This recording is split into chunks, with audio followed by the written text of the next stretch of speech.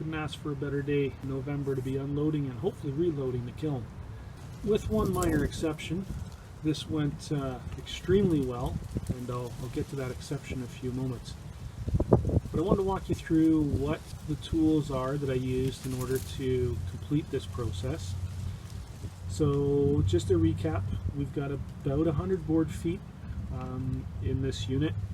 This unit's about 8 feet by 4 feet by 4 feet, roughly. Inside, obviously, a little bit smaller dimensions. I cannot fit an 8-foot piece of wood in there. It's mostly pine and a small amount of hardwood. If you remember from last episode, there was 2 pieces of hardwood that were really green when I put them in there. I only cut them a couple months ago. I pulled those out because they were not quite ready. What I did when I left off from the last episode was I was waiting to turn up the heat. So I needed to get this thing up to about 140, 150-ish Fahrenheit to kill off any bugs that were in there. And I also added about 5 or 6 pieces of pine that I thought were dry. I'll get to my mistake in a moment. To kill off the bugs that I knew were active in that. I was successful and killed off the bugs. So what I did to get that temperature up was I left the dehumidifier running on continuous, and I added an electric heater. So you'll see the electric heater on your right hand side. It's blue. And I add that to, I ran that full blast, and in no time at all, I was up to the 140 to 150 degrees Fahrenheit. In fact, I was actually surpassing that, and I had to open it up and turn that heater down because it was too hot. So I ran that for, at those temperatures, between, it was probably around 10 hours that it ran. I wasn't watching it every minute, so it was more than enough to kill off anything that was active in there. So at the end of that process, the last thing I needed to do was to add moisture back into the wood. So the drying process, that when you kill off the bugs at that high heat, you essentially start to case harden the wood. So the outside of the wood is extremely hard and brittle. So it'll start to bend all kinds of funky ways when you cut it, and or it'll become really brittle if you were to throw a nail into it. Highly likely it's going to split. So I ended up doing 2 rounds of adding moisture, and the best way I figured to add moisture to this unit was to take a small kettle. You'll see the small kettle sitting up front, filled that full of water, and let that run for about an hour. It took about an hour to run that kettle dry, and the moisture content in the kiln after that had risen significantly. I did not test the wood, I just was monitoring the air. I did that late one evening, and by the time I got up in the morning, the humidity inside there was back down around the 11%. Kind of told me I probably should put a little bit more moisture back into this unit. I think that kettle holds a liter of water. I don't even know if it's a liter. So anyways, I ran that kettle again for another half an hour. There was still about half the kettle left, but the humidity inside the unit was up in around the 50%. So I figured I don't want to add too much more. Shut that kettle off, and then I just let the fans run. The dehumidifier was off during this process. I just let the overhead fans run for another 12 hours. Took a look at it. We were back down around around 20%.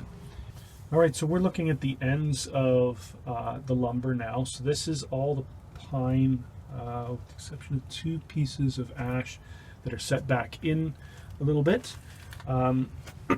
So everything, for the most part, everything you can see here in view is in really, really good shape. There's a couple here that have a bit of a cup to them. It's not bad. It's really, that amount of cupping is really to be expected. Lumber is lumber. Sometimes it's going to twist and cup. All you can do is your best to weight it down, strap it down. I had this pile all weighted down. Generally speaking, I'm extremely happy with how this turned out. Last episode we looked at one of the cracks that we had seen. That's this one here. that's really the most significant amount of cracking I have seen so far. Now I haven't taken these things out of the pile. Now let's get up here to my mistake. All right, those 6 or so boards on the top are not looking so good. You'll notice first that they are cupped badly, and that's not the only thing. They're warped, twisted, cupped. They're a mess. These are the roughly 6 boards that I had added just before I applied heat. What I failed to do was actually test this lumber for moisture content before I put it in here. The moisture content was obviously too high. So what I essentially did was, go from 0 to 60 in, no time at all. The boards had no time to acclimatize, and they just went AWOL. They're not a complete loss. I have a number of projects that need small pieces of lumber, small lengths, 3/4 inches thick, small lengths. There's a lot of usable lumber still in these for those projects. There is going to be some waste, no doubt about it. Chalk it up as learning. Oops. The other thing that I did not do, and I thought of this when I was closing it up, when I put this wood in here, and I chose not to, and I don't know if it would have made much difference.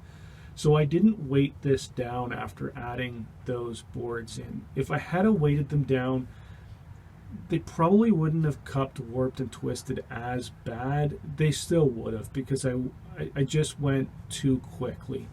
And that is one of the mistakes that many people do make with kilns, is you dry things too quickly. And that's exactly what happened here. There was moisture still left in this lumber, too much so, and I ramped it up to 150 degrees Fahrenheit in no time flat, in a couple hours. Just not a good situation for that lumber. So lesson learned, but everything else looks to be extremely good. I will start to pull out some of these boards. We'll take another couple snapshots at some of these boards as I'm pulling them out. But this is, so far, looks like a success. I do really want to run a couple of these things through my table saw and just see how much they bend, if they bend at all. The conditioning piece at the end where you add the moisture will really help to reduce, I don't want to say eliminate, will help to reduce that bending in the wood. So again, like I said, this was a learning experience as I went through it. I'm still going to keep learning, and let's try and get some of this stuff out of here. And if we're real lucky, we'll get this thing reloaded today. I've got another load of lumber to go in here, and we'll get this cooking away. Here's a couple examples of some of the boards that I pulled out of this batch. As you can see, we are pretty straight and minimal warping and cupping.